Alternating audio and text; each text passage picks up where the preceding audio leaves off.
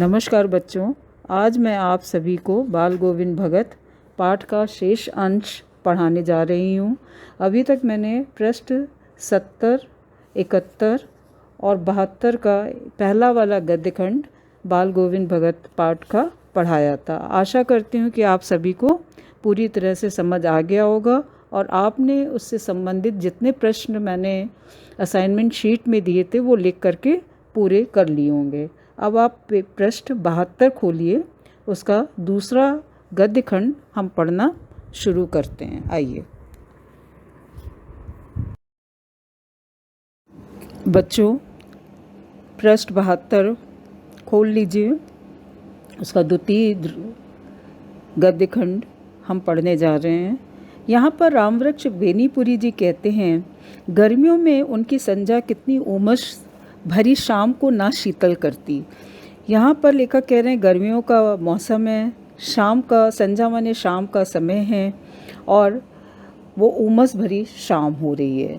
लेकिन लेखक कहते हैं कि बाल गोविंद भगत अपने घर के आंगन में आसन पर जमा करके बैठ जाते थे, अपने आसन पर जा बैठते थे।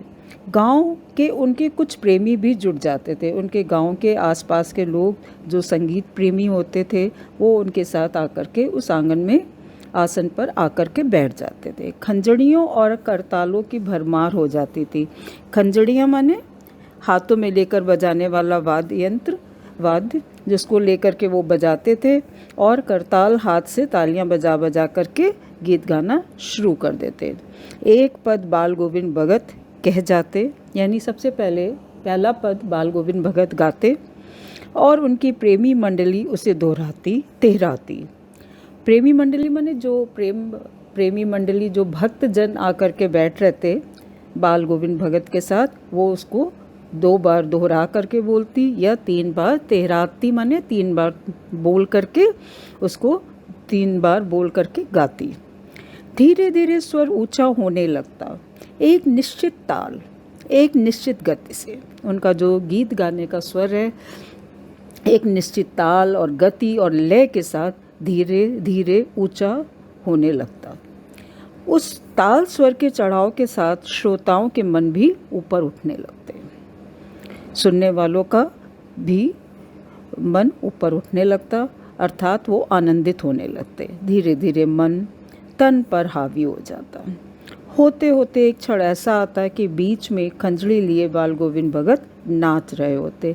यानी कि ऐसा माना जाता है जब जो संगीतज्ञ होता है जब गाने लगता है तो वो उसमें तल्लीन हो जाता है। उसी तरह बाल गोविंद भगत भी अपनी खंजड़ी लिए गाते गाते इतना तल्लीन हो जाते थे कि वो नृत्य करने के लिए खड़े हो जाते और उनके साथ ही सबके तन और मन नृत्यशील हो उठते थे। यानी सारा वातावरण खुशमय हो जाता था, सभी आनंदित हो जाते थे और आनंदित होकर के नृत्य करने लगते थे। सारा आंगन नृत्य और संगीत से ओतप्रोत है। ओतप्रोत माने पूरा आंगन संगीतमय हो जाता, संगीत से भरा हुआ हो जाता। बाल गोविंद भगत की संगीत साधना का चरम उत्कर्ष उस दिन देखा गया। बाल गोविंद भगत जो संगीत की साधना करते हैं, इसका जो सबसे ऊपरी रूप है उस दिन देखा गया जिस दिन उनका बेटा मरा। यानी बाल गोविंद भगत के एक इकलौता बेटा था, उसकी जिस दिन मृत्यु हुई उस दिन उनका संगीत का जो संगीत साधना है, संगीत की जो आराधना जैसे वो करते थे, उसका चरम उत्कर्ष उस दिन देखने को मिला। इकलौता बेटा था, कुछ सुस्त और बोदा सा था, किंतु इसी कारण बाल गोविंद भगत उसे और भी मानते। उनकी समझ में ऐसे आदमियों पर ही ज़्यादा नज़र रखनी चाहिए या प्यार करना चाहिए, क्योंकि ये निगरानी और मोहब्बत के ज़्यादा हकदार होते हैं। लेखक यहाँ पर रामवृक्ष बेनीपुरी जी कहते हैं, जब इस तरह के बच्चे होते हैं जो थोड़े से सुस्त या बोधे टाइप के होते हैं तो उनको लेखक कहता है कि व्यक्ति को ज़्यादा उनकी देख रेख की ऐसे व्यक्तियों को ज़्यादा देख रेख की आवश्यकता पड़ती है उनके सामान्य लोगों की अपेक्षा। बड़ी शाद से उसकी शादी कराई थी, यानी बड़े लाड़ चाव से बाल गोविंद भगत ने अपने बेटे की शादी कराई थी। पतोहू बड़ी सुबक और सुशील मिली थी। जो उनके बेटे की पुत्र वधू थी, जो पत्नी थी, वो बहुत ही सुशील मिली थी, बहुत ही सहनशील थी, अच्छी थी। घर की पूरी प्रबंधिका बनकर भगत को बहुत कुछ दुनियादारी से निवृत्त कर दिया था और घर को वो बहुत अच्छे से चला रही थी, प्रबंधिका बन करके, गृहिणी बन करके। भगत जितने सारे कार्य करते थे, उन सारे कार्यों से भगत के जितनी दिनचर्या थी, उन दिनचर्या के सारे कार्य उनकी पुत्रवधू करने लगी और बाल गोविंद भगत को उन्होंने इन सभी दुनियादारी से बिल्कुल आज़ाद कर दिया, निवृत्त कर दिया। उनका बेटा बीमार है, इसकी खबर रखने की लोगों को कहाँ फुर्सत। लोगों को पता ही नहीं था कि उनका बेटा बीमार है, किंतु मौत तो अपनी और सबका ध्यान खींच कर ही रहती है। लेकिन जब लोगों को पता चला बाल गोविंद भगत का बेटा नहीं रहा, तो सबका ध्यान उनकी तरफ जाने लग गया। हमने सुना बाल गोविंद भगत का बेटा मर गया।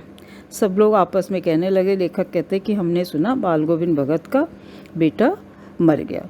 कुतूहलवश उनके घर गया, जिज्ञासावश मैं उनके घर गया, देखकर दंग रह गया। बेटे को आंगन में एक चटाई पर लिटाकर एक सफ़ेद कपड़े से ढाक रखा है।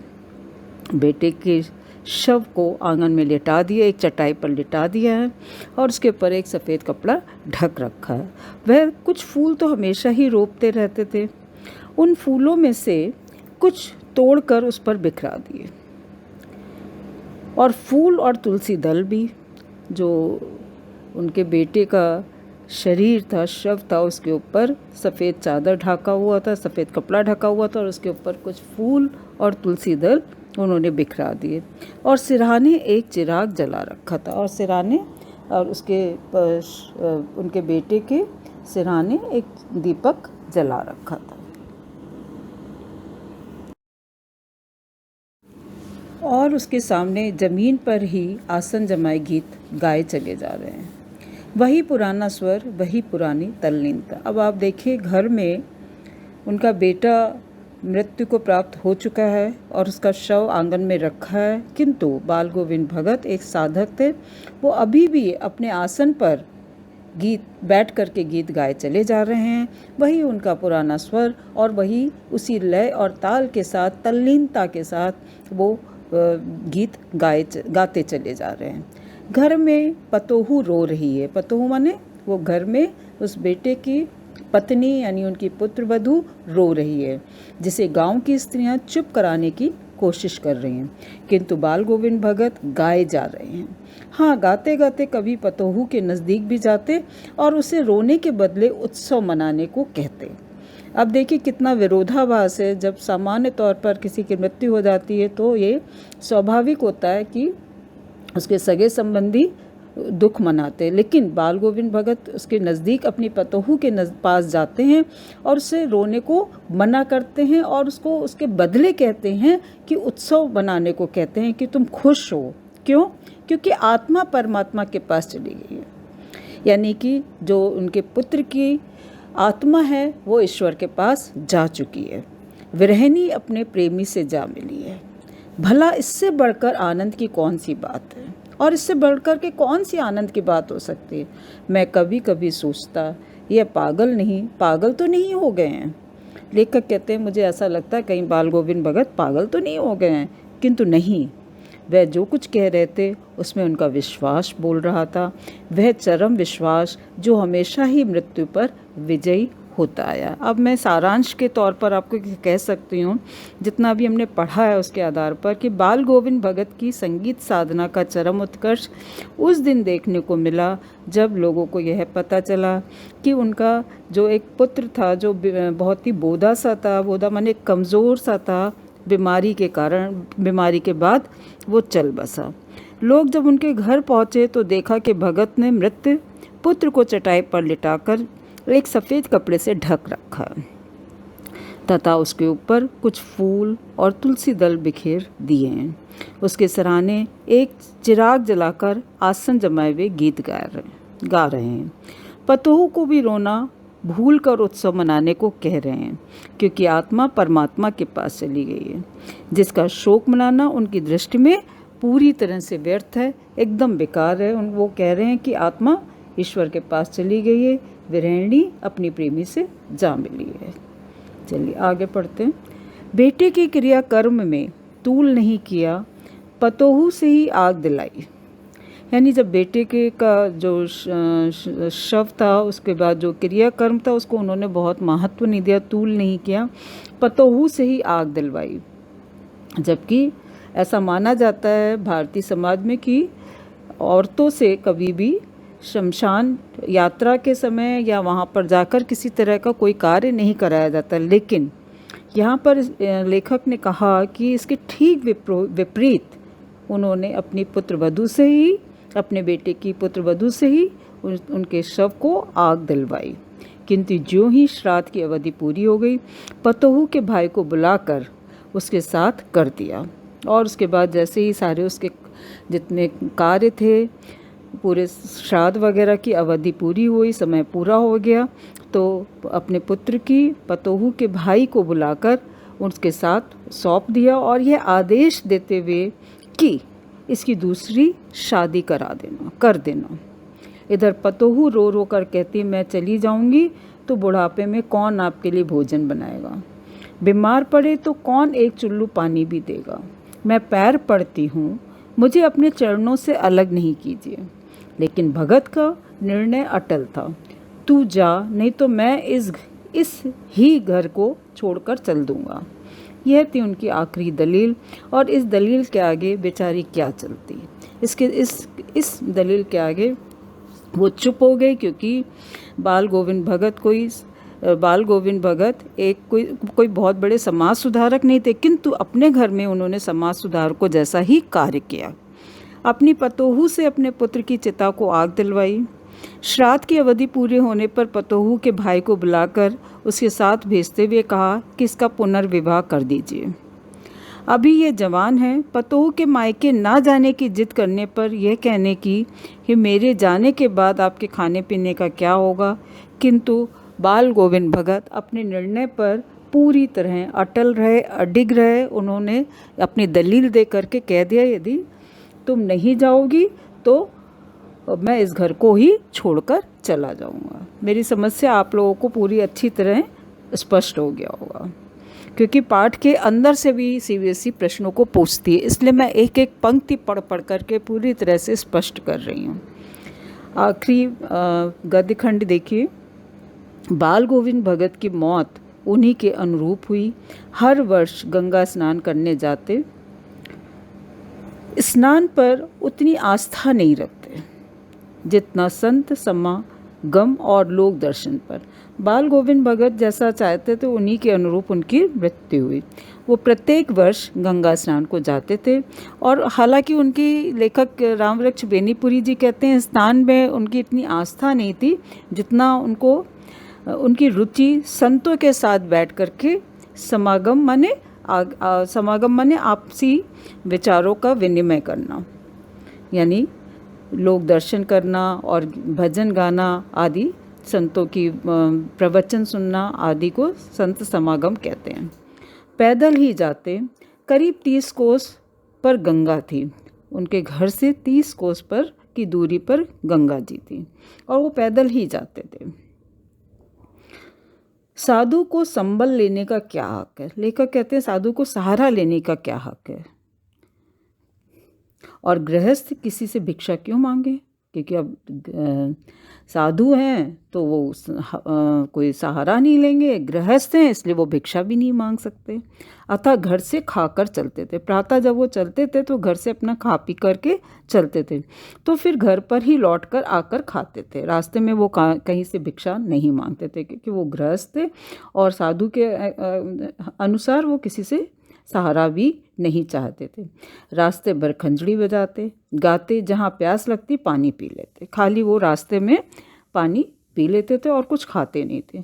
4-5 दिन आने जाने में लगते, किंतु इस लंबे उपवास में भी वो वही मस्ती, और जितनी मस्ती से तल्लीनता से वो गीत भजन गाते थे, वही गीत भजन इसमें भी उनको आता था। जब वो उनको इसमें जाने में 4-5 दिन लगते थे और लंबा उपवास होता था, किंतु उनको गीत भजन गाने में कोई भी समस्या नहीं होती थी। वही मस्ती से तल्लीनता के साथ, लय और सुर के साथ वो गीत गाते थे। अब किंतु बुढ़ापा आ गया, किंतु टेक वही जवानी वाली। इस बार लौटे तो तबीयत कुछ सुस्त थी। जब वो इस बार लौट कर आए गंगा स्नान के बाद से, तो उनकी तबीयत कुछ नरम प्रतीत हो रही थी। खाने पीने के बाद भी तबीयत नहीं सुधरी, थोड़ा बुखार आने लगा। किंतु नेम व्रत तो छोड़ने वाले नहीं थे। जो कुछ नियमानुसार चलते थे वो सारे कुछ उन्होंने नहीं छोड़ा। वही दोनों जून गीत गाते थे। दोनों जून माने दोनों समय गीत गाना, स्नान ध्यान करना। ना उन्होंने स्नान करना छोड़ा, ना ध्यान करना छोड़ा, और खेती बाड़ी भी देखी। जबकि उनकी तबीयत नहीं ठीक थी, सुस्त थे, फिर भी उन्होंने अपना कोई भी दिनचर्या में किसी तरह का कोई भी परिवर्तन नहीं किया।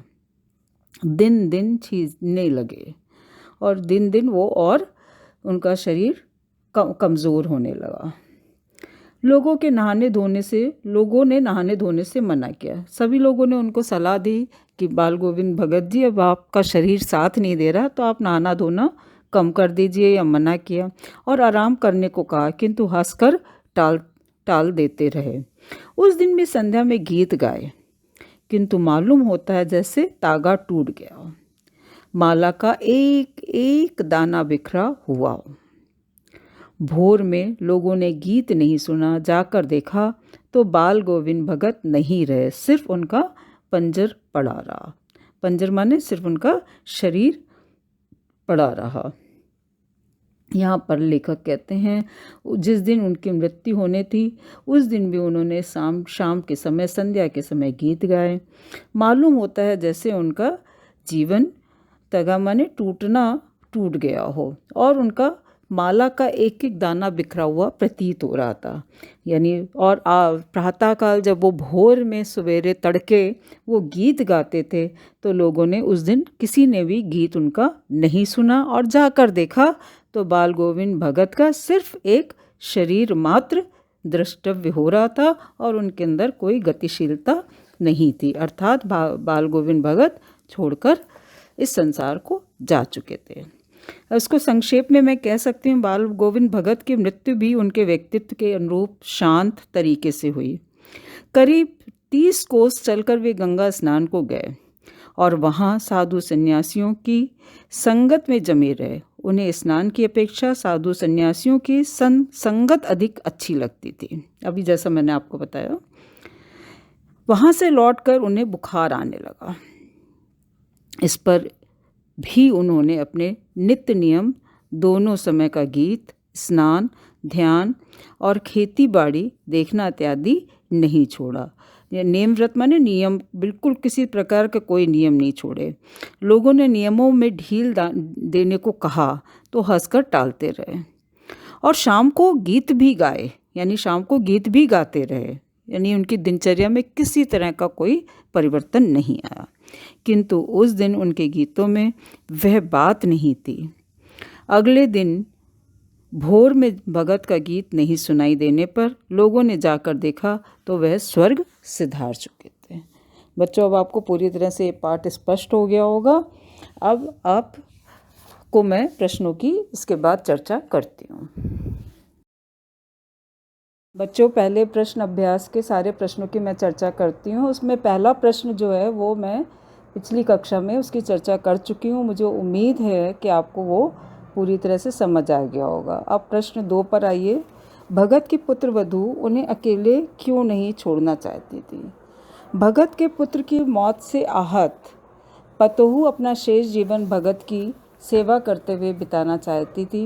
वह भगत को अकेला नहीं छोड़ना चाहती थी। वह जानती थी कि बुढ़ापे में भगत को कौन भोजन कराएगा, बीमार पड़ने पर भगत को कौन पानी देगा, बीमार पड़े तो भगत को कौन सहारा देगा। पुत्र की मृत्यु होने से घर में अकेले वो कैसे रहेंगे? वो घर में अब और कोई बचा नहीं है। इस प्रकार पतोहू भगत का सहारा बनकर वहीं वैधव्य जीवन काटना चाहती थी, यानी विधवा रह करके अपना शेष जीवन काटना चाहती थी। प्रश्न 3, भगत ने अपने बेटे की मृत्यु पर अपनी भावनाएं किस प्रकार व्यक्त की? अपने बेटे की मृत्यु पर भगत ने अपनी भावनाएं निम्नलिखित तरीके से व्यक्त की, आप उसमें लिख सकते हैं। सबसे पहले उन्होंने क्या किया था? मृतक पुत्र को आंगन में चटाई पर लिटाकर सफ़ेद कपड़े से ढक दिया था और मृतक पुत्र के ऊपर फूल और तुलसी के पत्ते बिखेर दिए और सिरहाने एक दीपक जलाकर रख दिया। उसके समीप आसन पर बैठकर हमेशा की तरह कबीर के पदों को गाने लगे और पतोहू को समझाने लगे कि आत्मा परमात्मा में जाकर मिल गई है, विरहिणी अपने प्रेमी अर्थात अपने ईश्वर से जाकर मिल गई है। और साथ में पतोहू को समझाते भी है कि यह समय, समझाते हुए कहते हैं कि यह समय रोने का नहीं है अपितु उत्सव मनाने का है। चौथा प्रश्न, भगत के व्यक्तित्व और उनकी वेशभूषा का अपने शब्दों में चित्र प्रस्तुत कीजिए। आप स्लाइड पर भी देख रहे होंगे, सारे प्रश्न क्रमशः आ रहे हैं। तो इसमें आप लिखेंगे 60 वर्षीय भगत एकदम गोरे चिट्टे मंझोले कद के व्यक्ति थे। ये जब प्रारंभ में हमने पढ़ा था तो उसमें उनका व्यक्तित्व के बारे में चित्रण था, तो वहीं से उठा करके आप लिख सकते हैं। जिनके बाल पक गए थे, उनका चेहरा हमेशा सफ़ेद बालों से जगमगाता रहता था, किंतु सन्यासियों की तरह जटाजूट बाल नहीं रखते थे। वे कम कपड़े पहनते थे। कपड़े के नाम पर सिर्फ कमर में लंगोटी और सिर पर कबीर पंथियों जैसी टोपी पहनते थे, पट्टी। सर्दियों में के दिनों में काली कमली ओढ़े रहते थे। माथे पर रामानंदी तिलक लगा रहता था। गले में तुलसी की बनी बेडौल माला पहने रहते थे। इस तरह साधु वेश में रहते थे। उनका जीवन आदर्श साधुता से परिपूर्ण था। 5वां क्वेश्चन, बाल गोविंद भगत की दिनचर्या लोगों के अचरज का कारण क्यों थी? इसमें बच्चों आप लिखेंगे, इसमें कई पॉइंट्स बनते हैं। तो इसमें आप लिखेंगे बाल गोविंद भगत की दिनचर्या का प्रत्येक कार्य आश्चर्यजनक होता था, क्योंकि या जैसे नंबर 1, वो भूल कर भी दूसरों की वस्तु बिना पूछे प्रयोग नहीं करते थे। नंबर 2, गृहस्थ जीवन में रहते हुए भी उन्होंने साधुता को कभी नहीं छोड़ा। भोर में ही नित्य 2 मील दूर जाकर नदी स्नान कर लौटना हमेशा की तरह दिनचर्या में था उनकी। शरद ऋतु में नदी में नहाकर पोखर पर टेर लगाते देखकर लोगों को आश्चर्य होता था। दांत किटकिटाने वाली ठंड में टेर लगाते। खंजड़ी बजाते समय उनके माथे से श्रम बिंदु चमक उठते थे। उपवास रखकर पैदल ही 30 कोस दूर गंगा स्नान पर जाते और रास्ते में बिना कुछ खाए पिए लौटते थे, सिर्फ रास्ते में पानी पीते थे। मरणासन स्थिति में भी वही जवानी वाली आवाज़, वही नियम और जो लोगों को आश्चर्यचकित कर देते थे, अर्थात लोगों को अवाक किए बिना नहीं रहते थे।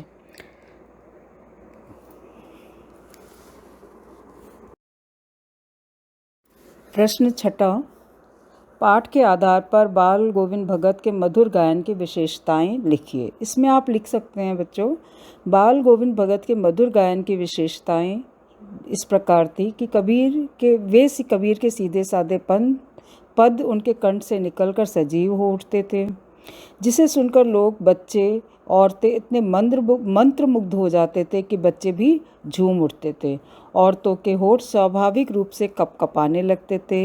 हल चलाते हुए कृषकों के पैर विशेष क्रम ताल से उठने लगते थे। उनके संगीत की ध्वनि तरंगे लोगों को झंकृत कर देती थी।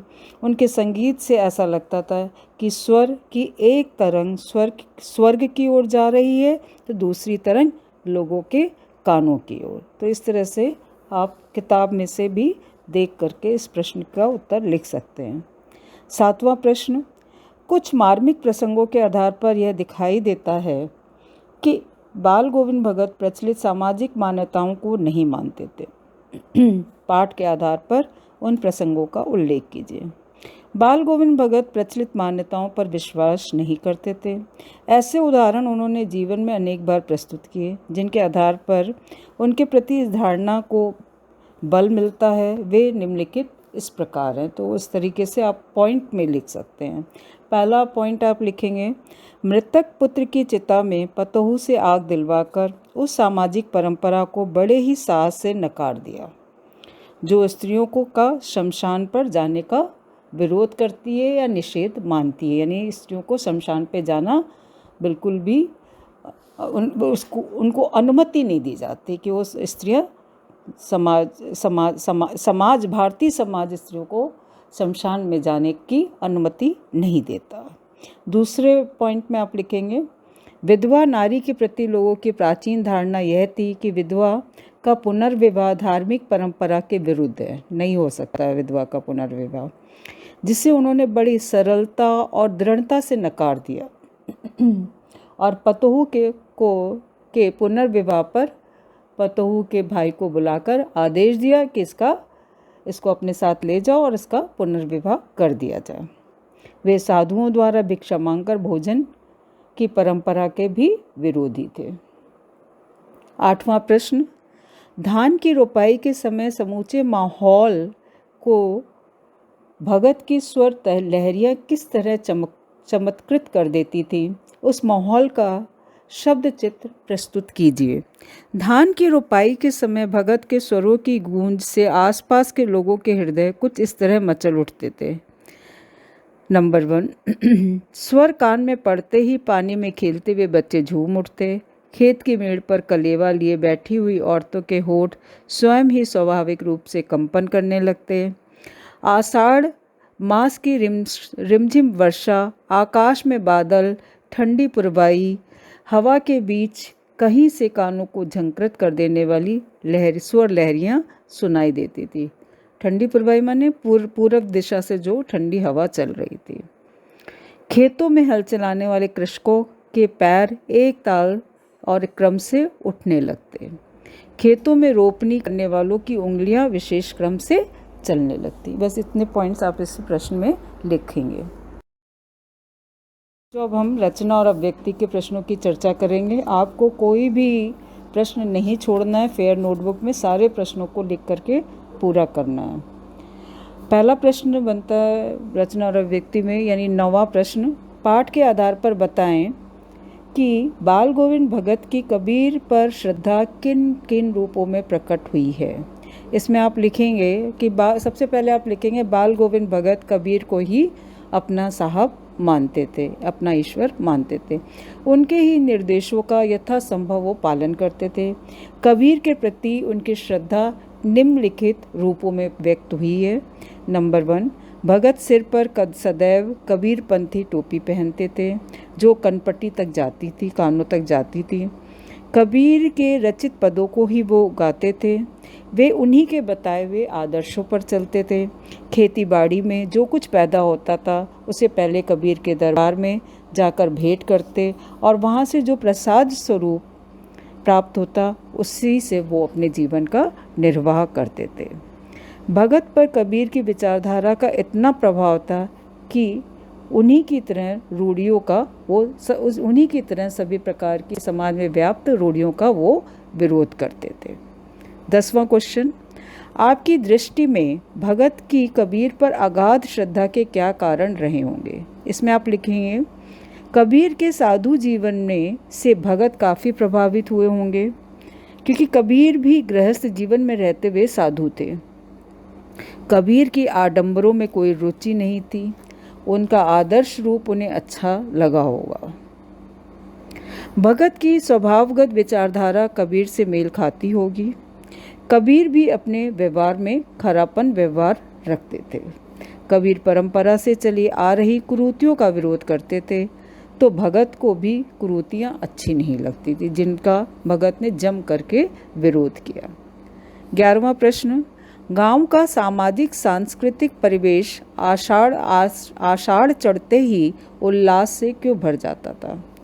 ग्राम्य जीवन अधिकांशतः कृषि आधारित जीवन होता है, खेती बाड़ी से जुड़ा हुआ जीवन होता है। गांव का जीवन। सूखे पड़े खेतों को देख शांत पड़े कृषकों को वर्षा होने की हमेशा प्रतीक्षा रहती है, इंतज़ार रहता है। और वर्षा ना होने तक जितने कृषक होते हैं, किसान होते हैं, वो सभी उदास रहते हैं, उदासीन हो जाते हैं। लेकिन जैसे ही आषाढ़ मास में बादल घिर आते हैं, वैसे ही सभी किसानों का उदास मन प्रफुल्लित हो उठता है, यानी खुशी से झूम उठते हैं। और जैसे ही रिमझिम वर्षा होती है, सूखी धरती की प्यास बुझ जाती है, वैसे ही संपूर्ण ग्राम में जीवन उल्लास से भर जाता है। अर्थात संपूर्ण गांव का जीवन उल्लास से और खुशी से भर जाता है। क्योंकि आषाढ़ चढ़ते ही क्यों उल्लास आता है, क्योंकि उसमें बारिश होने लगती है। जितने किसान गर्मी से बेचैन रहते हैं, उनकी फसल सूख रही होती है। ये सारी दुविधाएं उनकी आषाढ़ के माह में आते आते सब समस्याएं सुलझने लगती हैं। 12वां प्रश्न, ऊपर की तस्वीर से यह नहीं माना जाए कि बाल गोविंद भगत साधु थे। क्या साधु की पहचान पहनावे के आधार पर की जानी चाहिए? आप किन आधारों पर यह सुनिश्चित करेंगे कि अमुक व्यक्ति साधु है? आज स्वभावगत साधुता की पहचान करना तो कठिन है। पहनावा मात्र के आधार पर किसी व्यक्ति को साधु नहीं माना जा सकता। सच्चा साधु वह होता है जिसके अंदर निम्नलिखित गुण पाए जाते हैं। तो आप पॉइंट वाइज भी लिख सकते हैं। नंबर 1, जो व्यक्ति जो दूसरों को वाणी में शीतलता प्रदान करता हो, कर्म में परोपकार की भावना व्याप्त हो, या कर्म में उनके परोपकार की भावना से वो ओतप्रोत हो, जिसके मन में दूसरों के कल्याण की भावना होती हो, बाह्य आडंबर से वो व्यक्ति दूर रहता हो, उसका स्वभाव सीधा सरल होता हो, उपदेशात्मक जीवन में जैसे दूसरों से अपेक्षा करता है वैसा ही वो आचरण स्वयं भी करता होगा, लोभ स्वार्थ से दूर त्यागपूर्ण जीवन बिताता हो। अतः सांसारिक जीवन में रहते हुए भी आचरण से व्यक्ति साधु हो सकता है। यह आवश्यक नहीं है कि साधु के लिए निश्चित वेशभूषा हो। ठीक है बच्चों, समझ में आ गया? 13वां प्रश्न, ये इम्पॉर्टेंट है, आता है कई बार। मोह और प्रेम में अंतर होता है। भगत के जीवन की किस घटना के आधार पर इस कथन को आप सिद्ध करेंगे? मोह क्या होता है, प्रेम क्या होता है, पहले इसमें अंतर आप समझिए। मोह में व्यक्ति किंग कर्तव्य विमूढ़ होता है। किंग कर्तव्य विमूढ़ माने दुविधा भरी स्थिति होती है जब व्यक्ति मोह में होता है। इसके ठीक विपरीत प्रेम में सात्विकता होती है, सत्यता होती है, वह किसी के प्रति भी हो सकता है। प्रेम सर्वभौमिक सत्य होता है, इसमें स्वार्थ नहीं है, अपितु प्रिय का हित चिंतन अधिक होता है। इसे भगत के जीवन के आधार पर हम इस प्रकार समझ सकते हैं, जो जिस तरह के उल्लेख मिले हैं, संदर्भ मिले हैं, उसके आधार पर आप कह सकते हैं भगत को अपने बेटे से प्रेम है, मोह नहीं। प्रेम है, मोह नहीं, क्योंकि वे बेटे की मृत्यु पर एक मोही व्यक्ति की तरह विलाप नहीं करते हैं, अपितु उनका प्रिय पुत्र इस सांसारिक बंधन से मुक्त हुआ मानकर वो स्वयं गीत गाने लगते हैं। आत्मा परमात्मा से मिल गई है, ये भी कहते हैं, और यह तो उनके प्रिय के लिए प्रसन्नता की बात है। दूसरे बिंदु में आप लिख सकते हैं, पुत्र की मृत्यु पर उनका पतोहू और अपने बुढ़ापे के सुख का मोह होता तो वो कभी भी पतोहू के भाई के साथ पुनर्विवाह के लिए नहीं भेजते। यदि उनके मन में ये मोह होता कि पुत्र की मृत्यु हो गई और पतोहू को अपने पास रख लेते हैं तो वो मोह कहलाता है, लेकिन उन्होंने ऐसा कहीं पे कोई मोह नहीं दिखाया और उसको अपितु अपने पुत्र वधू के भाई को बुला करके उनके पुनर्विवाह के लिए आदेश दिया। अपने आत्मीय के हित के लिए उनका प्रेम प्रबल हो उठा और उसे मायके भेज दिया। यह उनके प्रेम की पराकाष्ठा थी, यानी प्रेम का उच्च स्तर यहाँ पर देखा जा सकता है। तो इस तरह से आपके सारे प्रश्नों को मैंने 13 के 13 प्रश्नों की चर्चा कर ली है। अब आप इसको क्रमशः कॉपी में साफ साफ लिख लीजिए। जो अभी तक मैंने बाल गोविंद भगत पाठ की जितनी भी कक्षाओं में असाइनमेंट शीट्स दी हैं, फर्स्ट, सेकंड, थर्ड तीनों में उन असाइनमेंट शीट्स को आप लिख करके पूरा कर लीजिए और पाठ को पूरी तरह से 2-3 बार अच्छे से पढ़ लीजिए, क्योंकि सीबीएसई बार बार गद्य खंड के आधार पर प्रश्नों को पूछती है। किसी भी गद्य खंड को लेकर के एक एक शब्द के आधार पर, अर्थ के आधार पर प्रश्नों को पूछ सकती है। तो अभी आपके पास समय है, अच्छे से प्रिपेयर कर लीजिए और पाठ के अंत वाले सभी प्रश्नोत्तरों को फेयर नोटबुक में पहले लिख लीजिए, क्योंकि मैंने सारे प्रश्नों की रचना व्यक्ति तक पूरी चर्चा की है और फिर उसके बाद आप याद भी कर लीजिए, क्योंकि आपका मंडे टेस्ट जब भी होगा तो आपकी पूरी तैयारी होगी। और नए लेसन्स के लिए आप मेरे चैनल को सब्सक्राइब करिए, प्रेस बेल आइकन ऑल्सो। ठीक है, ओके।